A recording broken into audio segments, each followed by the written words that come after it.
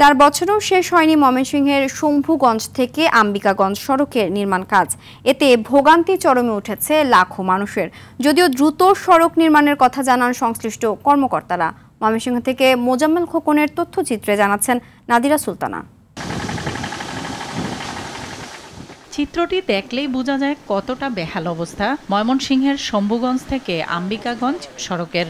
2021 সালে 3 কোটি 60 লাখ টাকার এই সড়ক প্রকল্পের কাজ পায় ঠিকাদারি প্রতিষ্ঠান সাদিয়া অ্যান্ড সামিয়া এন্টারপ্রাইজ। পরে 20% কাজ করেই 1 কোটি 7 লাখ টাকা তুলে নেয় তারা।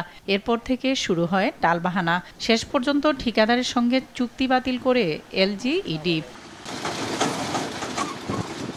2024 সালে নতুন করে ঠিকাদার মেসার সারোয়ার জাহানকে দিলেও তারা কাজই শুরু করেনি, কারণ সব কাজ আবার নতুন করে করতে হবে। এই জটিলতায় দুর্ভোগের শেষ নেই স্থানীয়দের। সরকারের 1 কোটি 7 লক্ষ টাকা গেল, এই টাকা কোথায় গেল? এলজিইডি তার জবাব দিবে কি?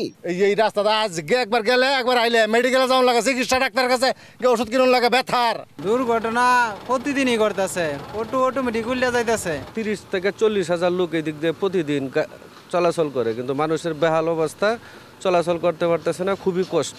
যদিও দ্রুতই সমস্যা সমাধানের আশ্বাস এই কর্মকর্তার। মানে ওইরকম খানাখন্দগুলো ফিল আপ করতে যে ডব্লিউবিএম প্রয়োজন সেটা তার সংকলন হবে না, এবং দ্রুতই আমরা প্রয়োজনীয় ব্যবস্থা নিয়ে কাজটি যথাসম্ভব দ্রুত করার চেষ্টা করব ইনশাআল্লাহ। তবে কার্যাদেশ পাওয়া 2 ঠিকাদারের সঙ্গে যোগাযোগের চেষ্টা করেও পাওয়া যায়নি।